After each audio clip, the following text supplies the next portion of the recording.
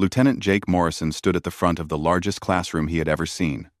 The room curved upward in a half-circle, filled with seats designed for bodies of all shapes and sizes. Some seats had water tanks, others had heating pads, a few hung from the ceiling for species that preferred to float. 200 alien cadets stared at him with eyes that numbered anywhere from 2 to 12. Jake tried not to feel nervous. He had fought in 3 campaigns during the border wars. He had led Marines through hostile territory. But standing in front of these young aliens made his hands sweat. "Good morning," he said. His voice echoed through the translation devices that every cadet wore. "I'm Lieutenant Morrison. I'll be teaching the human section of comparative military history." A ripple of movement went through the room. Some cadets leaned forward with interest. Others seemed bored. Jake noticed 3 human cadets sitting in the back row. They gave him small nods. Katie Sullivan stood near the doorway, watching. She was the cultural liaison officer for humanity at the academy. She had warned Jake to go slow, to ease the aliens into understanding human warfare. Jake had smiled and said he would do his best. In the front row, a large reptilian cadet named Zekthor sat with his arms crossed. His species, the Draxan, were known as proud warriors. They had fought tribal wars on their homeworld centuries ago before joining the Galactic Coalition. Zekthor looked at Jake like he was examining a curious insect. "Humans," Zekthor said, his translator making his voice sound rough. "Your species joined the Coalition only 15 years ago. What can you teach us about warfare that we don't already know?" Several cadets made sounds that the translator marked as laughter. Jake didn't smile. "That's a fair question," Jake said. He pulled up a holographic display. "Most of you come from species that evolved past large-scale warfare, thousands of years ago. Some of you never had wars at all. Your species developed space travel through cooperation and peaceful progress." He paused and looked around the room. "Humans are different." A small insectoid cadet named Prill raised one of her 4 arms. Her species, the Clixar, were hive-minded and had never experienced conflict beyond small territorial disputes with neighboring hives. "How different?" Prill asked. Her voice through the translator sounded musical, like wind chimes. Jake activated the display. An image of Earth appeared, rotating slowly. "This is our homeworld. By galactic standards, it's what we call a death world." Confused murmurs filled the room.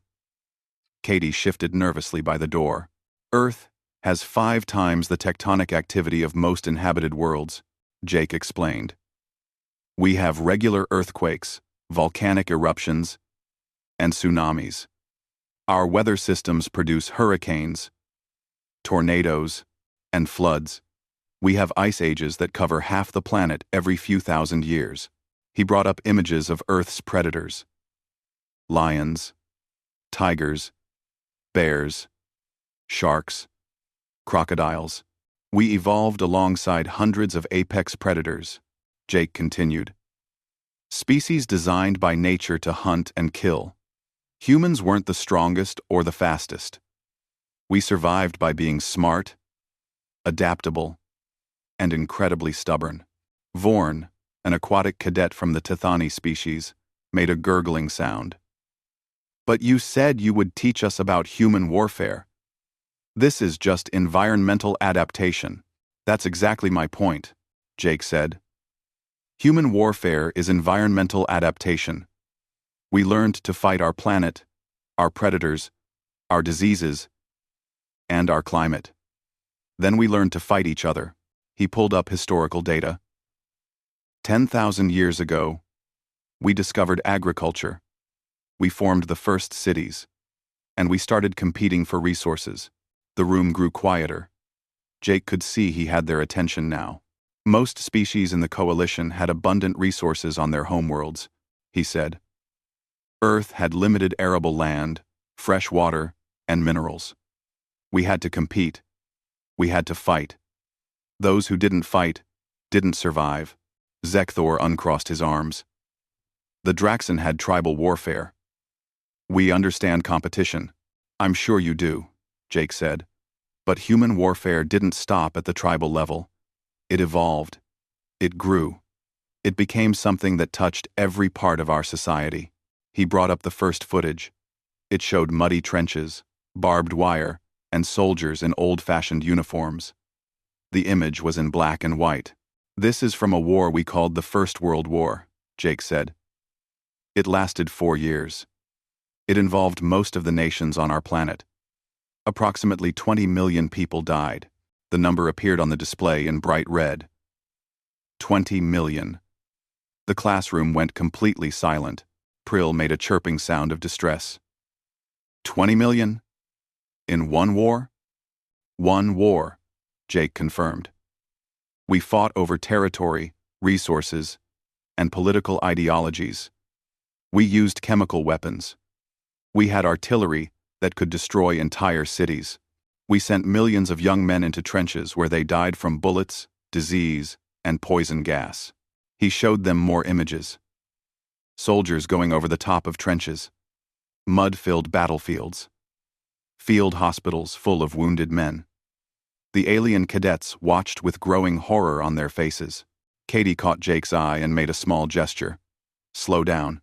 He ignored her. "We invented tanks during this war," Jake said. "Armored vehicles designed to cross trenches and destroy enemy positions. We invented fighter planes. We developed new tactics, new strategies, new ways to kill each other more efficiently." A cadet from the peaceful Minoran species stood up and walked out of the classroom. Then another. Then 3 more. Jake watched them go. "This disturbs you," he said to the remaining cadets. "I understand. But you need to know this. You need to understand what humans are capable of." Zekthor stared at the images with a mixture of fascination and disgust. "This was your worst war?" Jake looked at him for a long moment. "No. This was just the beginning." The classroom erupted in shocked sounds from a dozen different species. Katie put her face in her hands. "Tomorrow," Jake said, "I'll show you the Second World War." Class dismissed. The cadets filed out slowly, talking among themselves in hushed tones. Many of them looked back at Jake with new expressions. Not boredom. Not curiosity. Fear. Katie walked up to the podium. "Jake, that was too much too fast. They need to know," Jake said quietly. "The coalition needs to understand what they invited into their alliance." Half of them looked terrified. "Good," Jake said. "They should be. Because if they're terrified of old wars fought with primitive weapons, they're really not ready for what comes next." Katie looked at the images still displayed on the hologram. Trenches. Barbed wire. Young soldiers who never came home. "Maybe we're not ready either," she said softly. Jake gathered his teaching materials and headed for the door. Outside, he could hear the alien cadets talking in dozens of different languages, all filtered through their translators into anxious questions and worried observations. The human students from the back row met him in the hallway. One of them, a young woman named Sophie, looked concerned. "Sir, do you really think showing them everything is a good idea?" Jake looked back at the empty classroom. "They asked what humans could teach them about warfare. I'm going to show them exactly what we learned. Every bloody lesson." He walked away, leaving Katie and the human students standing in the hallway. Above them, the artificial lights of the space station hummed quietly. Outside the viewing windows, stars shone peacefully in the darkness of space. But inside the academy, something had changed. The aliens had just learned that humans were different. Tomorrow, they would learn just how different. The next morning, only 170 cadets showed up to class. 30 had transferred to different courses overnight. Katie stood by the door again, her arms crossed, and her expression worried. Jake activated the holographic display without any greeting. The image showed a map of Earth with large portions, colored in red. "The First World War ended in 1918, Jake said. 21 years later, we started another one. We call it the Second World War. It lasted 6 years. Approximately 70 to 85 million people died. The number hung in the air like a death sentence. Prill made a sound like glass breaking. Her translator couldn't quite capture the emotion behind it. That's impossible, Vorn said from his water-filled seat. No species could survive losing that many individuals in such a short time. Earth's population in 1939 was about 2 billion, Jake said. We lost 4% of our entire species. Some countries lost 20% of their population. He showed them footage of bombed cities. London during the Blitz. Dresden after the firebombing. Tokyo in flames. The alien cadets watched in stunned silence as human cities burned. We developed strategic bombing, Jake explained. The deliberate destruction of civilian infrastructure to break enemy morale. We dropped thousands of tons of explosives on cities. We killed civilians by the hundreds of thousands. A cadet from the Venturi species, a peaceful plant-based life form, stood up and left without saying anything. 2 others followed. Zekthor leaned forward in his seat. You targeted non-combatants? Deliberately? Yes, Jake said simply. We called it total war. Every factory, every farm, every citizen became part of the war effort. There were no safe places. No neutral parties. He showed them more footage. Battles in the Pacific. Island-hopping campaigns where humans fought over small pieces of land with fanatical determination. The beaches of Normandy, where thousands died in a single day. We fought in deserts, jungles, mountains, and frozen wastelands, Jake said. We fought in cities and on beaches. We fought underwater with submarines and in the sky with aircraft. We invented rockets, jet engines, and radar during this war. We advanced our technology by decades in just 6 years. Prill's translator emitted a constant stream of distressed sounds. Her antenna drooped. Why? Why did you keep fighting? Because surrender meant extinction, Jake said. Or at least, that's what we believed. Both sides thought they were fighting for survival, for the future of their children, for their way of life. He showed them images of concentration camps. The alien cadets recoiled in horror. Several more left the classroom. We committed atrocities, Jake said quietly. We murdered millions based on religion, ethnicity, and political beliefs. We showed the worst of what humanity could be. Katie's eyes were wet. She had seen all of this before, but it never got easier. But we also showed the best. Jake continued. He switched the images. Soldiers sharing food with starving children. Medics treating wounded enemies. Pilots risking their lives to rescue downed airmen from both sides. Even in our darkest hour, some humans chose compassion, he said. They chose mercy. They chose to be better than the war demanded. Zekthor's clawed hand gripped his seat rest. You said this war ended. How? Jake paused. This was the moment Katie had warned him about. The moment that would change everything. We invented a new weapon, he said. We split the atom. We harnessed the power of the sun itself and put it in a bomb. The hologram showed the mushroom cloud rising over Hiroshima. Then, Nagasaki. The alien cadets watched in absolute silence as entire cities vanished in light and fire. 2 bombs, Jake said. 2 cities. Approximately 200,000 dead, many of them civilians. The war ended 6 days after the second bomb. The silence in the classroom was total. Not a single cadet moved. Not a single translator made a sound.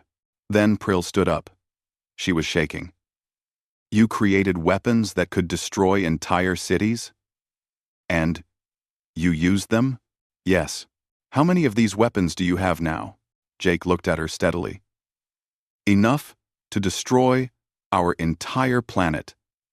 Several times over, Prill fled the classroom.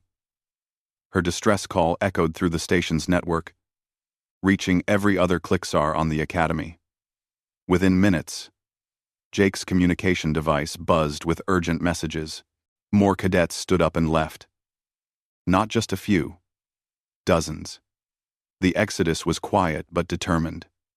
They filed out of the classroom with their eyes down, refusing to look at the images still displayed on the hologram. Vorn remained in his seat, but his aquatic features showed clear signs of stress. "Yes," Jake said. "We haven't used them in combat since 1945. But we keep them. We maintain them. We update them.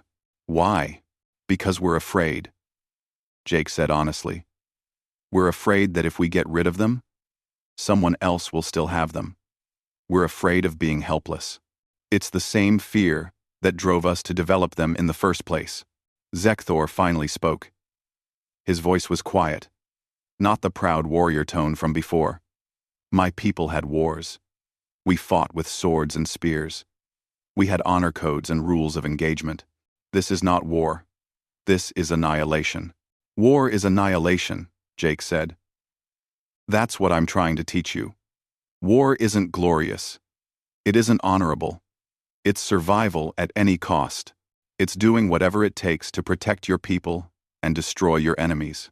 He switched off the hologram. The images of mushroom clouds faded away, but their memory remained burned into the minds of every cadet in the room. "The Second World War ended in 1945, Jake said. "That was 302 years ago. Since then, we've fought in Korea, Vietnam, Afghanistan, Iraq, Syria, and dozens of smaller conflicts. We've had civil wars, border wars, and proxy wars. We've fought over religion, resources, and ideology." He looked around at the remaining cadets. Less than half the class remained. "We've had peace treaties that lasted decades. We've had periods where nations cooperated and built great things together. But we've never truly stopped being warriors. It's in our DNA." End quote. "It's written in our history and carved into our bones."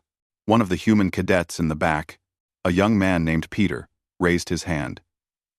"Sir, should we be telling them all of this? I mean, we're trying to join the coalition, not scare them away. They need to know who we are," Jake said. "What we're capable of. Because someday, they might need to fight beside us. Or against us. Either way, ignorance serves no one." Katie finally spoke from the doorway. "Class is dismissed early today. Lieutenant Morrison needs to report to the Commandant's office." The remaining cadets filed out quickly. Zekthor was the last to leave. He stopped at the door and looked back at Jake. "My people thought we were warriors," he said. "We thought we understood violence. We were children playing with wooden swords. Your people grew past it," Jake said. "You evolved. You became better. Did you?" Jake didn't answer. Zekthor left without waiting for a response. Katie walked up to the podium. Her device was buzzing constantly with messages. 40 cadets have filed formal transfer requests. The Clixar Hive is demanding an emergency council meeting. The Commandant wants to see you immediately. Jake, what were you thinking? "I was thinking they asked what humans could teach them about warfare," Jake said. "I'm teaching them. You're terrifying them." "Good." Jake's voice rose for the first time. "They should be terrified. Do you know what the Coalition has been doing for the last 10,000 years? They've been playing at peacekeeping. They've been pretending that violence doesn't exist because they evolved past it. But violence still exists. Pirates, raiders, hostile species at the edge of known space. And when those threats come, who do you think the Coalition will call?" "Us," Katie said softly. "Us." Jake agreed. "They'll call the humans. The scary humans. The violent humans. The humans who never forgot how to fight. And when we save them, when we bleed and die to protect their peaceful civilizations, they'll go back to pretending we're not necessary until the next time they need us." Katie sat down in one of the cadet seats. "You really think showing them our worst moments will make them understand?"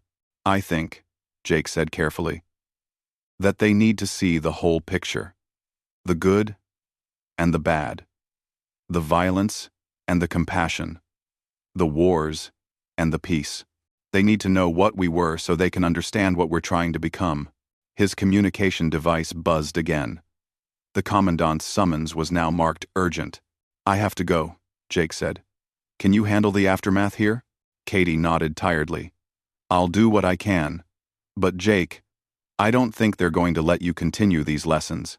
Then I'll teach them as much as I can before they stop me, he said.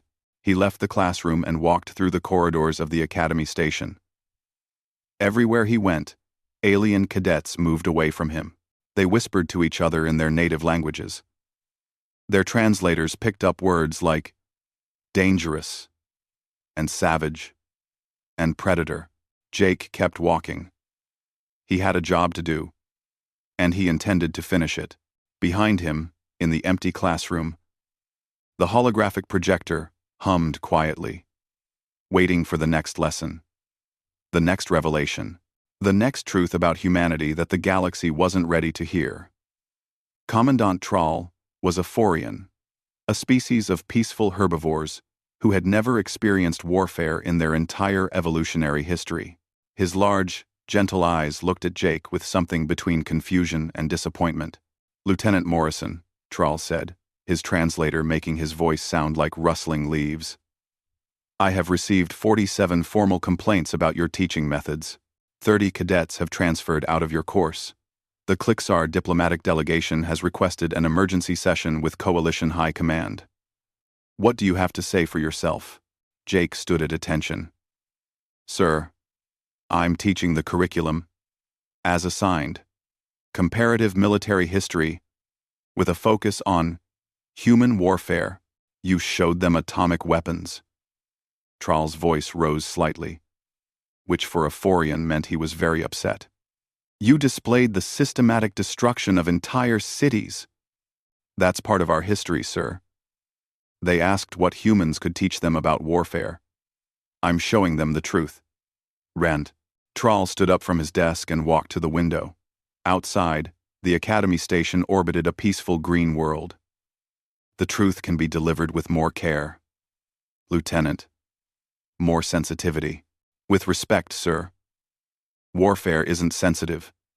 It's brutal. It's ugly. If these cadets are going to be officers in the Coalition Defense Forces, they need to understand what real conflict looks like. Most of them will never see real conflict, Traal said quietly.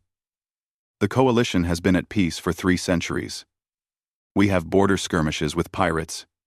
Yes. But nothing like what you've been showing them. And if that changes, Jake asked, if a real threat emerges, these officers need to be ready. Traal turned back to him.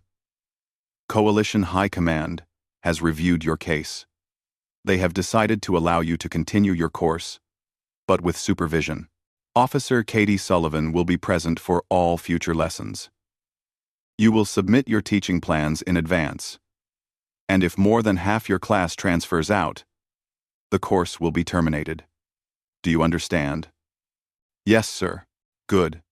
Dismissed. Jake saluted and left the office.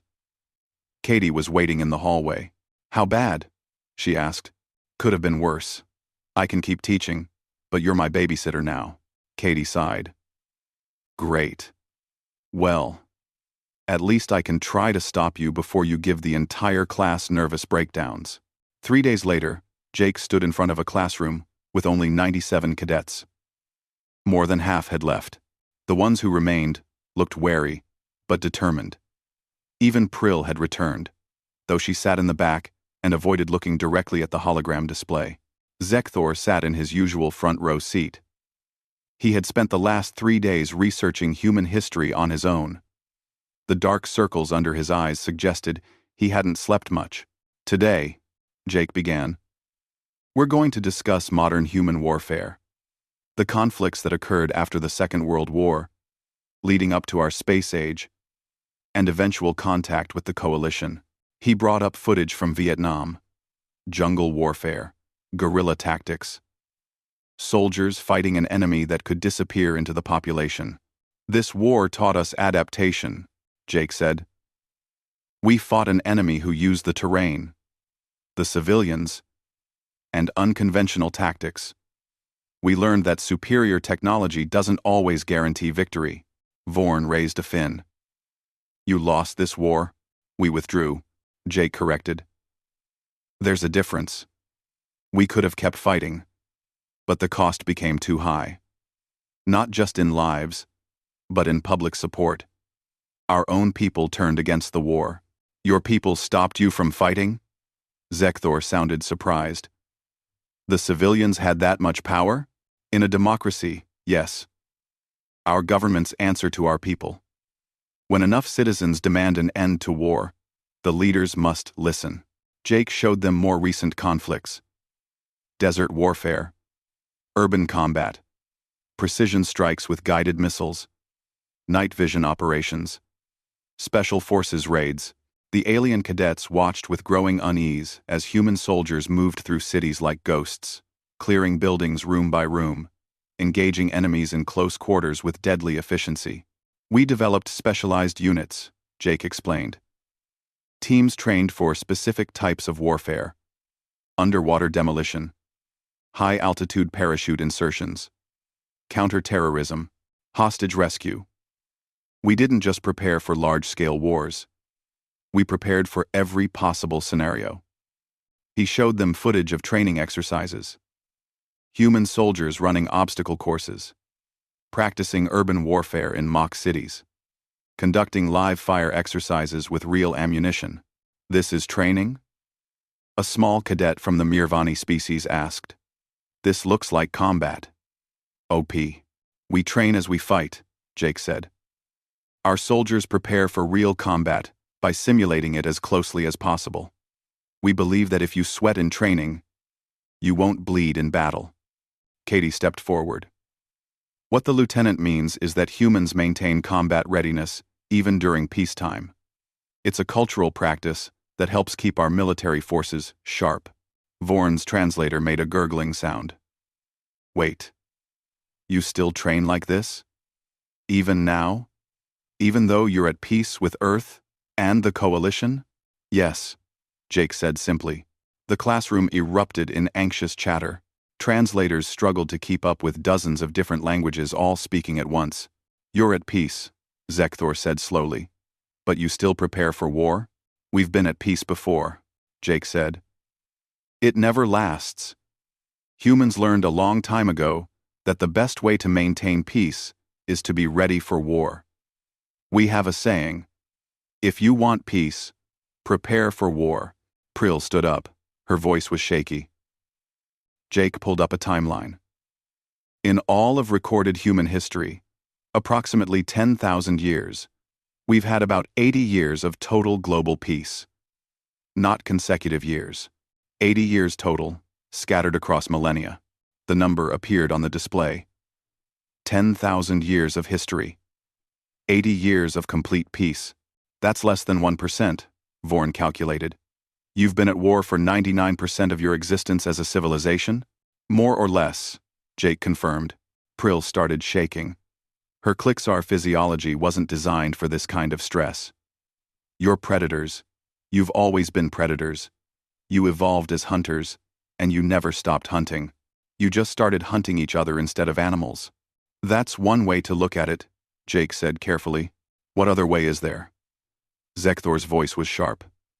You showed us your wars, your weapons, your tactics.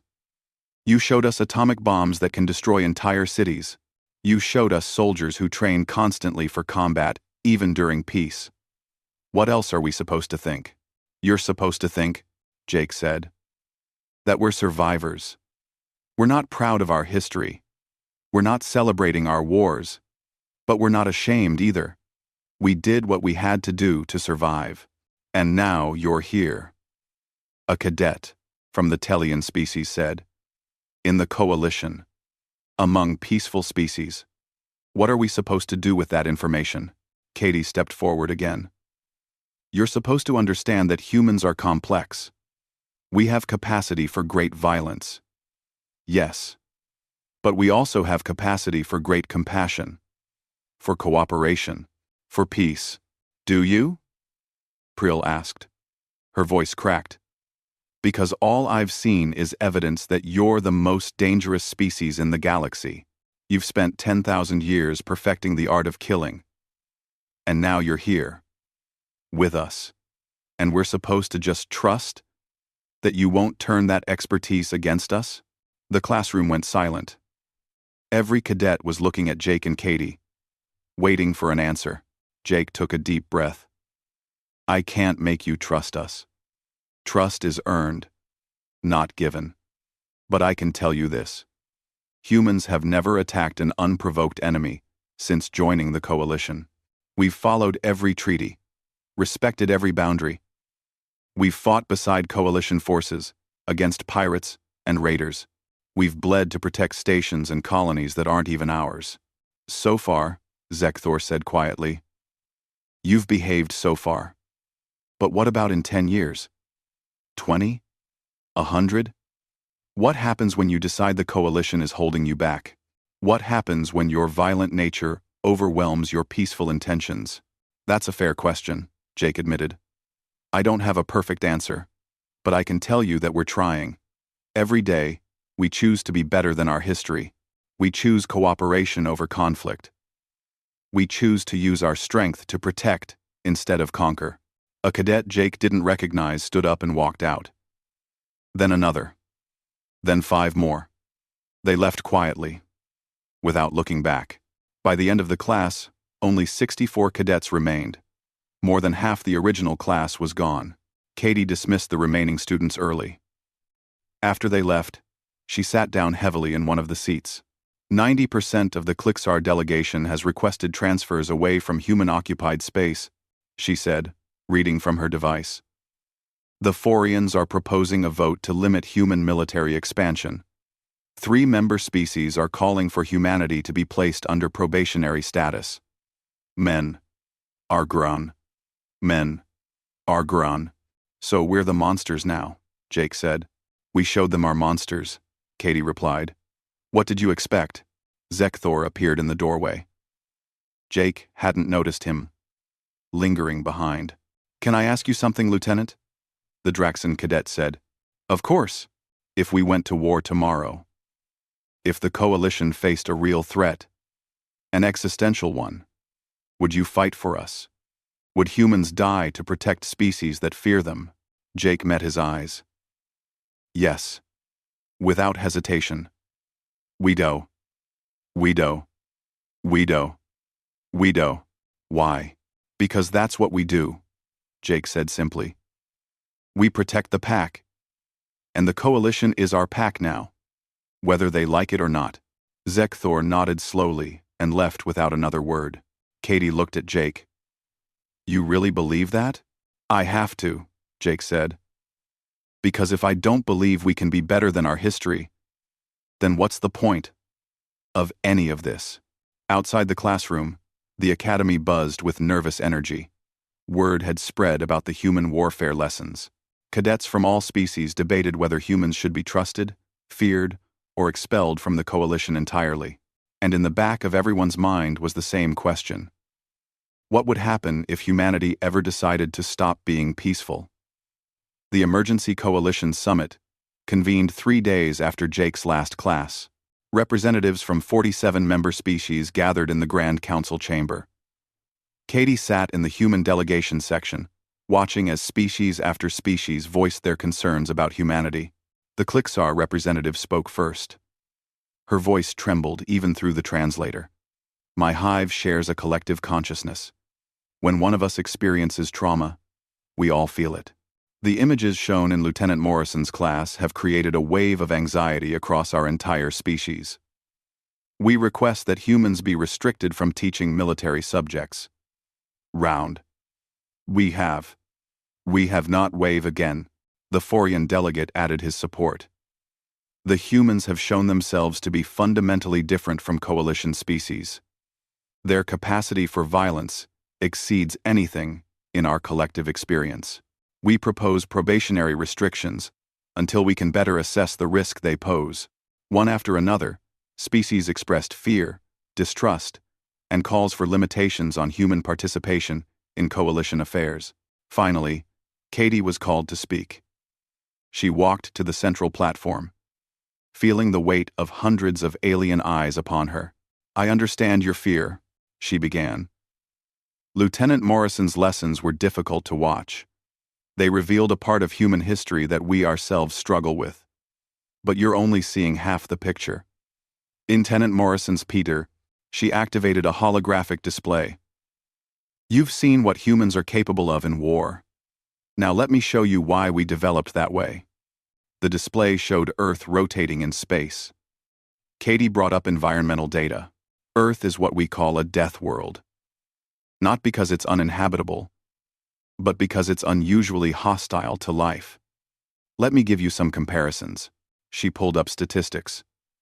The average coalition homeworld has 0.3 major predator species per continent. Earth has 12.7. The average world has 3 major natural disasters per century.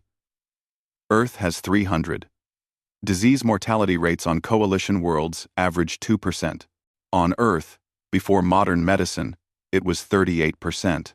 The alien delegates leaned forward, studying the data. "Humans didn't evolve in a peaceful garden," Katie continued. "We evolved on a planet that was actively trying to kill us. Ice ages, droughts, floods, earthquakes, volcanic eruptions. Our ancestors survived by being adaptable, intelligent, and yes, aggressive." She showed them images of early humans. "We weren't the strongest species on our planet. We weren't the fastest. We didn't have claws or fangs or venom. We survived by working together, by forming groups, by protecting each other." Zekthor had been allowed to attend the summit as a witness. He spoke up from the cadet observation section. "But you turned that aggression against each other. You fought wars among your own species." "Yes," Katie admitted. "We did. And do you know why? Because Earth's resources were limited. We had to compete for arable land, fresh water, and food. When populations grew, we either expanded or starved. That competition led to conflict." She changed the display. "But here's what Lieutenant Morrison didn't have time to show you. The other side of human nature." New images appeared. Medical workers treating sick children. Disaster relief teams digging through rubble to save survivors. Firefighters running into burning buildings. Coast Guard rescuers jumping into stormy seas. "The same aggression that made us good at warfare made us good at protection," Katie said. "The same tribal instincts that caused conflicts also created fierce loyalty. The same adaptability that helped us develop weapons helped us develop medicine, agriculture, and technology." She showed them graphs. Since joining the coalition, humans have participated in 73 rescue operations.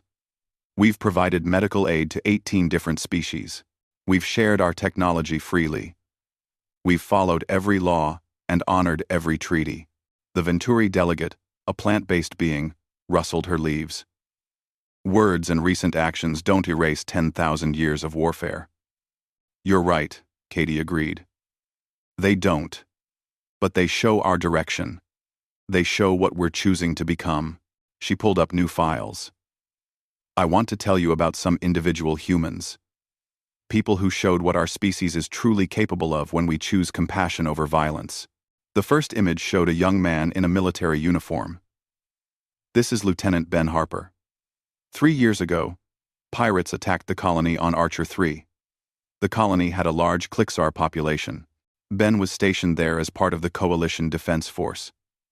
When the pirates broke through the defenses, Ben could have evacuated with the other military personnel. Instead, he stayed behind." Katie showed the combat footage. Ben directing civilians to evacuation ships while fighting off raiders single-handedly. He held a choke point for 47 minutes, allowing 3,000 Clixar civilians to escape. "He was wounded 6 times, Katie said quietly. "But he didn't retreat until every civilian was safe. He survived. Barely. He spent 8 months in recovery. When asked why he did it, he said, 'They were my responsibility. I don't abandon my people.'" The Clixar delegate made a soft, chirping sound. Katie couldn't tell if it was distress or something else. "This is Pilot Amy Rodriguez. Katie continued, showing a new image. 2 years ago, a civilian transport carrying 400 Tathani was attacked by raiders near the frontier. Amy was flying a solo patrol ship. She was outnumbered 4-1. She could have called for backup and waited. Instead, she engaged immediately. The footage showed the small patrol ship darting between larger raider vessels, drawing their fire away from the transport. She took critical damage, Katie said. Her ship was failing. She had one choice: eject and save herself, or use her dying ship as a weapon. She aimed her ship at the largest raider vessel and bailed out at the last second. The collision destroyed the raider and gave the transport time to escape. All 400 Tethani survived. Amy spent 3 days in an escape pod before rescue arrived. Vorn spoke up from his seat. I remember this incident. I didn't know a human was responsible. Katie showed more examples. Combat medic Chris Turner, who treated wounded aliens under fire for 14 straight hours during a pirate raid. Engineer Linda Hayes, who sacrificed her own oxygen supply to keep a damaged station's life support running, saving 200 lives while nearly dying herself. Rescue specialist Greg Banks, who went back into a collapsing building 7 times to pull out trapped civilians from 3 different species. These aren't isolated incidents, Katie said. This is who we are. Yes, we have capacity for violence, but we also have an overwhelming instinct to protect, especially to protect those weaker than ourselves. She pulled up psychological studies. Human pack bonding is the strongest recorded in the galaxy. We adopt alien pets. We form attachments to robots. We create families with people who aren't blood-related. We extend our protective instincts to anyone we consider part of our group. And the coalition is our group now, Katie said firmly. When we joined, we didn't just sign treaties. We adopted you. All of you. You became our pack. And humans protect their pack with everything they have. The council chamber was quiet. Katie could see the delegates processing this information, comparing it with what they had learned from Jake's classes. I'm not asking you to forget what we showed you about human warfare, Katie said. I'm asking you to understand it in context. We're not monsters. We're survivors who learned to fight because we had no other choice. And now, we're choosing to use that strength to protect instead of conquer. She deactivated the display and looked around the chamber. Judge us by our actions in the coalition, not just by our history on Earth. Give us the chance to prove that we can be more than our worst moments. The Commandant Tral stood up. The Council will deliberate and vote on the proposed restrictions. Officer Sullivan, you may return to your duties. Katie left the platform. As she walked past the cadet observation section, Zekthor caught her eye and gave her a small nod of respect. Back at the academy, Jake was waiting in Katie's office. How did it go? He asked. I don't know yet, Katie said. I showed them the other side. The protective side. The compassionate side. But I don't know if it was enough. You did what you could, Jake said. The rest is up to them. Over the next 2 days, the Council debated humanity's place in the coalition. Arguments flew back and forth. Some species called for strict restrictions. Others pointed to humanity's positive contributions. The Clixar delegation remained divided, with some advocating for acceptance and others demanding separation. Finally, the vote came. Humanity would remain in the coalition without additional restrictions. However, human military forces would require coalition oversight for any operations outside of emergencies. It was a compromise that satisfied no one completely, but prevented a complete fracture. Katie received the news with mixed feelings. They had avoided the worst outcome, but the fear and distrust remained. That evening, she found Prill waiting outside her office. The small Clixar cadet looked nervous. Officer Sullivan, Prill said through her translator. I wanted to apologize. I let fear control me. Your presentation at the summit showed me that I was only seeing part of the truth. You don't need to apologize, Katie said gently. Fear is a natural response to new information. I've been researching human psychology, Prill continued. Your pack bonding instincts, your protective behaviors. I think I understand now. You're not predators hunting prey. You're guardians protecting territory. That's a good way to put it, Katie said. I'm returning to Lieutenant Morrison's class, Prill said. I want to understand completely. Both the violence and the compassion. Both sides of humanity. Katie smiled. I think that's very brave of you. As Prill left, Katie felt a small spark of hope. Maybe understanding was possible. Maybe fear could transform into acceptance. Given time and patience. Maybe humanity really could find its place among the stars. 3 months passed after the Coalition Summit.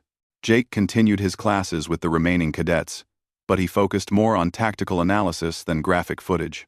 Katie's presentation had shifted the conversation from fear to understanding, and Jake adapted his teaching accordingly.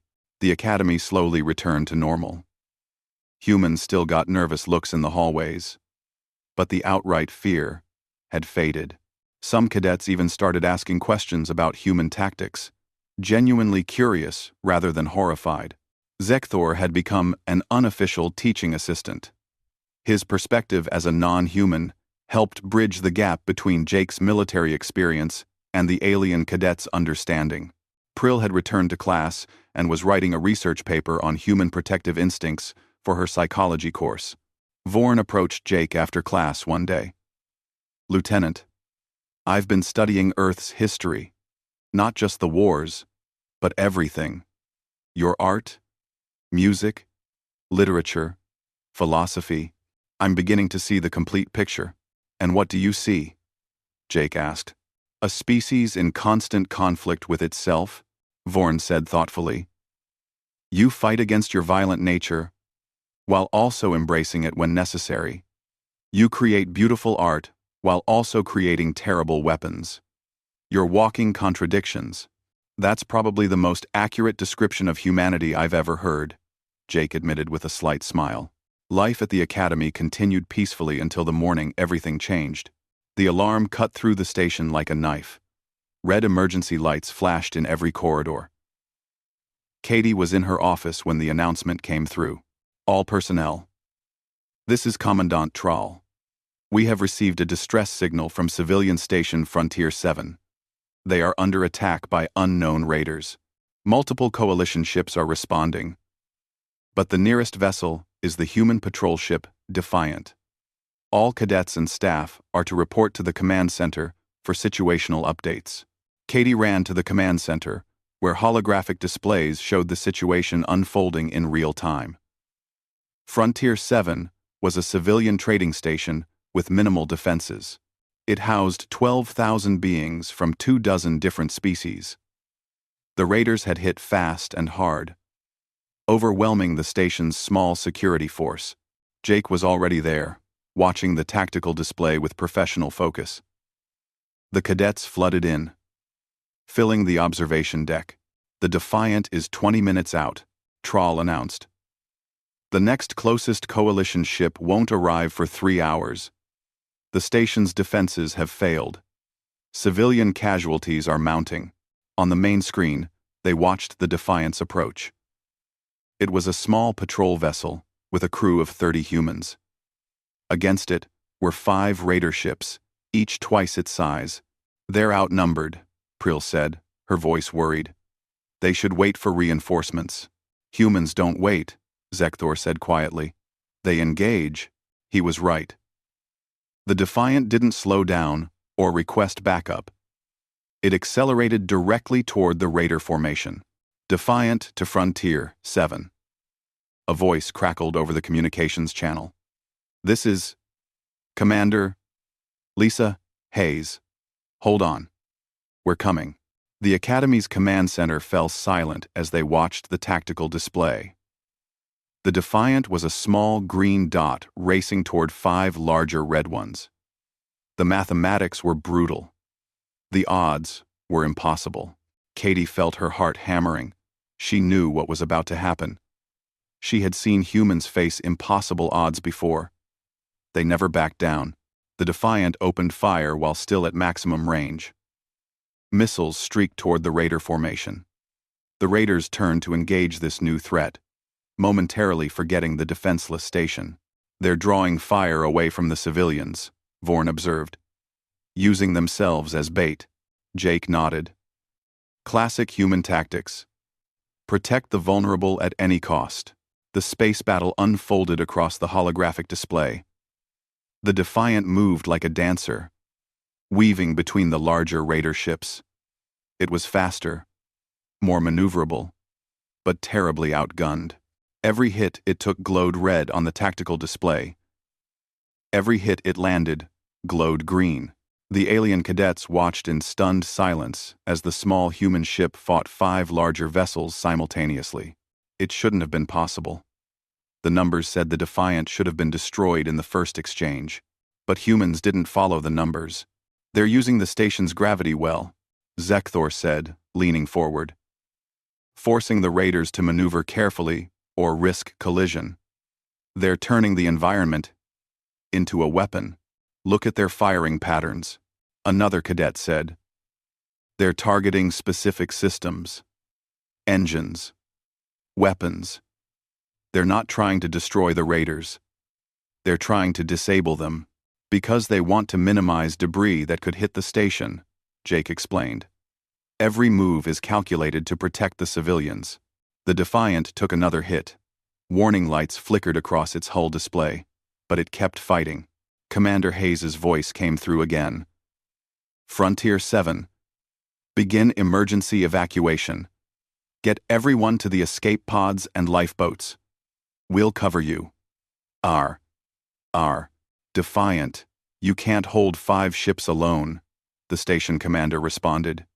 "You need to retreat." "Not an option," Hayes said simply. "You have 12,000 civilians. We have 30 crew. The math is easy. Now evacuate." Katie felt tears building in her eyes. This is what humans did. This is who they were.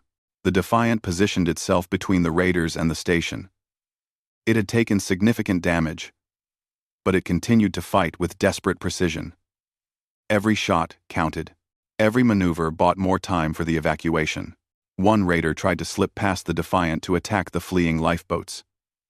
The human ship intercepted it, taking a broadside hit that nearly split it in 2. But the Raider was forced away from the civilians. "They're going to die," Prill whispered. "They know they're going to die. And they're still fighting. They're buying time," Jake said quietly. "Every second they fight is another 100 civilians who get away safely." The evacuation proceeded under the Defiant's protection. Lifeboats streamed away from the station in all directions. The Raiders tried repeatedly to pursue them, but the Defiant blocked every attempt. It was like watching a sheepdog defending its flock against wolves. 20 minutes into the battle, the Defiant was barely functional. Half its weapons were offline. Its engines were failing. Life support was critical, but it still held its position between the Raiders and the fleeing civilians. "Reinforcements arriving," a new voice announced. 3 coalition warships dropped out of faster-than-light travel. Fresh and fully armed, the Raiders scattered immediately, fleeing before the new arrivals could engage. They had no stomach for a fair fight. The command center erupted in relieved chaos. Cadets from every species made sounds of celebration and relief. But Katie kept watching the Defiant. The ship hung in space, barely moving. Emergency lights flickered across its damaged hull, but every single civilian had escaped. All 12,000 of them. Defiant. "This is Coalition Command Ship Unity," a voice said. "What's your status?" Commander Hayes' response was tired but steady. "We've got casualties and heavy damage, but we're alive." "The civilians?" "All accounted for. 12,000 safe, thanks to you." "That's what we do," Hayes said simply. The communication cut off. Medical and repair ships rushed to the Defiant's aid. In the Academy Command Center, no one spoke for a long moment. Then Zekthor turned to Jake. "I understand now. the Draxon cadet said. His voice was filled with something that wasn't quite awe, but close to it. You're not predators, hunting prey. You're guardians protecting the pack. Everything you showed us, all that violence and warfare, it all comes from the same instinct. The instinct to protect your own. And we consider the coalition our own now, Jake said. Prill stepped forward. Her translator captured the emotion in her voice perfectly. 30 humans faced 5 ships to save 12,000 civilians. They were willing to die. They expected to die. But they fought anyway because that's what humans do. Katie wiped her eyes. That's what we're trying to tell you. Yes, we're violent. Yes, we're dangerous. But we're also fiercely protective. The same traits that make us good at war make us good at defending others.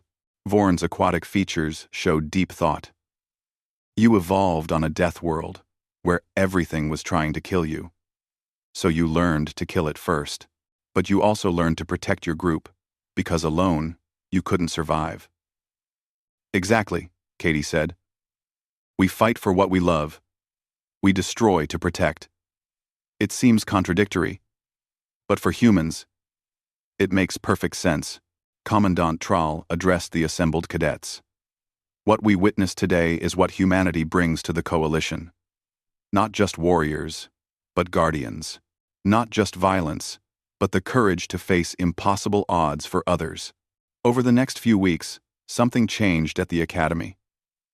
Cadet enrollment in Jake's military history course tripled. Instead of fearing human tactics, cadets wanted to learn them.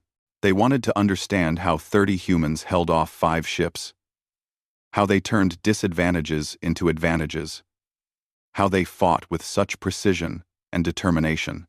Zekthor officially became Jake's teaching assistant. Together, they created a new curriculum that focused not just on human warfare, but on the psychology behind it. The protective instincts, the pack bonding.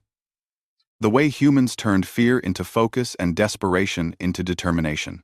Prill completed her research paper on human protective behaviors. It became required reading for coalition psychology students. She argued that understanding human aggression was impossible without understanding human compassion, because both came from the same evolutionary source.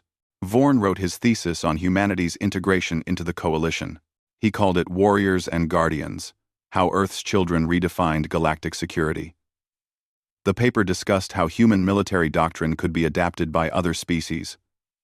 Not to make them more violent, Resign can, but to make them more effective protectors.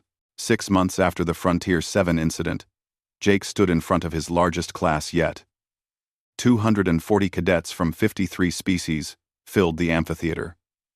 3 times the original enrollment. A young cadet from the peaceful Luminar species raised a glowing appendage. Professor Morrison, is it true that humans have never stopped fighting throughout your entire history? Jake smiled. It was the same question from the first day of class, but the tone was different now. Not accusatory. Curious. Yes, Jake said. We've been fighting for our entire existence. Fighting the environment. Fighting predators. Fighting each other. Fighting for survival, resources, and ideals. And that's why you're so good at protecting others? The cadet asked. Yes, Jake said. Because when you spend 10,000 years learning how to fight, you get very, very good at it. And when you finally find something worth protecting rather than fighting against, you use every skill you've learned to keep it safe. He activated the holographic display. Today, we're going to study the Battle of Frontier 7. We're going to analyze every decision Commander Hayes made. Every tactical choice. Every sacrifice. Because that battle represents everything humanity can be when we choose to fight for others instead of against them. The cadets leaned forward, eager to learn. Katie watched from the back of the room. She thought about how far they'd come. From fear and resignation to understanding and acceptance. The journey hadn't been easy, but it had been necessary. After class, Zekthor approached her. Officer Sullivan, I wanted to thank you. Your presentation at the summit changed my perspective. I was terrified of humans. Now I'm honored to serve alongside them. What changed your mind? Katie asked. I realized that every species has darkness in their past. Zekthor said. The difference is that humans are honest about theirs. You don't hide your capacity for violence, but you also don't hide your capacity for compassion. That honesty is worth more than any amount of peaceful pretense. Katie smiled. That might be the nicest thing anyone said about humanity since we joined the coalition. As the academy day ended, Katie and Jake walked through the corridors together. Around them, alien cadets chatted with human instructors. Klixar students discussed tactics with Draxan warriors. Forian engineers collaborated with human strategists. The fear hadn't completely disappeared. There were still species who distrusted humanity. Still cadets who transferred out when they learned about human warfare. But understanding had replaced blind terror. Acceptance had replaced outright rejection. Do you think we made the right choice? Jake asked. Showing them everything? The good? And the bad? Katie looked at a group of mixed-species cadets laughing together as they headed to the mess hall. Yes, because now they know exactly who we are. They can choose to accept us or reject us, but at least it's an informed choice. And most of them chose acceptance, Jake observed. Most of them, Katie agreed. Above them, through the viewing ports, stars shone peacefully in the darkness. Somewhere out there, human ships patrolled Coalition space, protecting, guarding, ready to fight impossible odds to save people they'd never met. Because that's what humans did. That's what they would always do. And the galaxy was slowly learning that having humanity as guardians was far better than having them as enemies.